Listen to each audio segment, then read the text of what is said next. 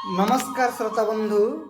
श्रीमद् भगवत guitar प्रथम अध्याय अर्जुन विषाद जगरे आपण माने श्रवण करुथिले श्लोक संख्या चतुर्थ पंचम षष्ठ।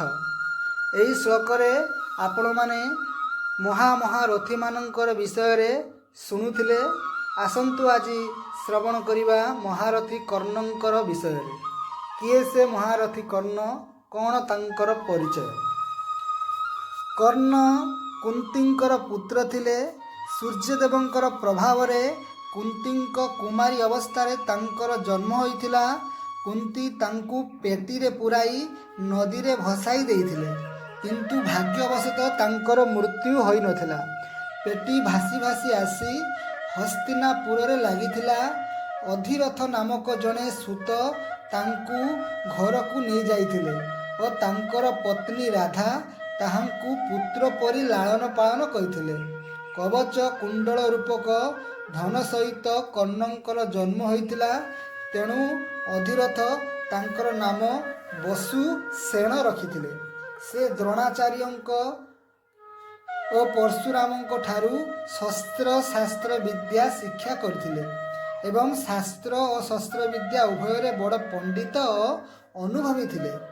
शस्त्र विद्या रे एवं युद्ध कला रे से अर्जुन को समकक्ष वीर थिले।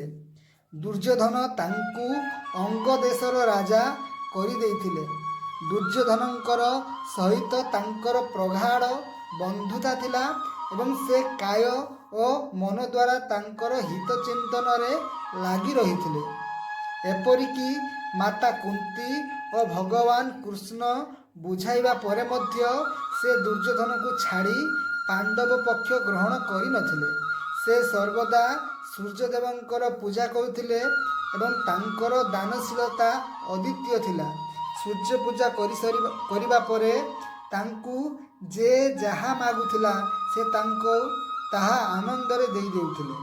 दिने देवराज इंद्र अर्जुनंक मंगल पाई ब्राह्मण वेशर धरी तांकर सहजात नैसर्गिक कवच कुंडल मागिथिले। कर्ण बड़ प्रसन्नतार सहित ताहा तांकु देई देइथिले। एहार प्रतिदान रे इंद्र तांकु वीरघातिनी अमोघ शक्ति प्रदान करथिले। कर्ण सेही शक्ति द्वारा भीमसेनंकर पुत्र घटोत्कचकु युद्ध समय रे वध कर देइथिले। द्रोणाचार्यंक परे कर्ण 2 दिन पाई प्रधान सेनापति पदरे रही अर्जुन को द्वारा निहित होइथिले। आसंतु जानिबा कृपाचार्यंक विषय।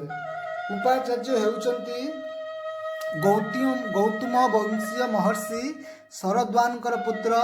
से धनुर्विद्या रे बड़ पारदर्शी अनुभवी थिले। तांकर भौणी को नाम कृपी।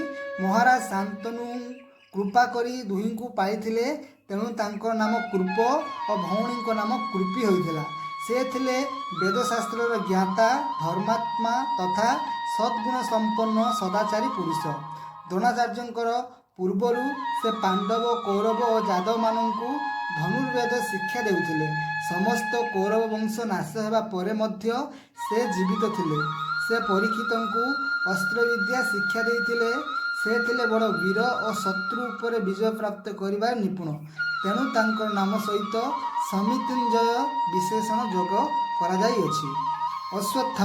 अश्वत्थामा थिले आचार्य द्रोणंकर पुत्र।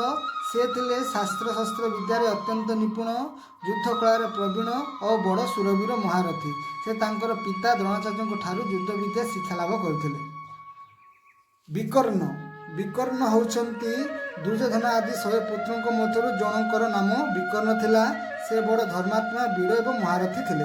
दर्शक बंधु, एहीपरि महापुरुष मानकर बा एहीपरि महारथी मानकर परिचय मध्य आमे आपण मानकु दबु एवं आपण माने मध्य जानिबे। जदि हमर एही चैनल आपनकु भलो लागु थाए तो दया करी हमर एही चैनल को लाइक, शेयर, सब्सक्राइब करंतु एवं कमेंट माध्यम रे जणांतु आपनकु हमर एही कार्यक्रम किपरि लागुची। रहुची नमस्कार। पुणी थरे देखाबो आगामी अध्याय। जय जगन्नाथ, जय जगन्नाथ, जय जगन्नाथ।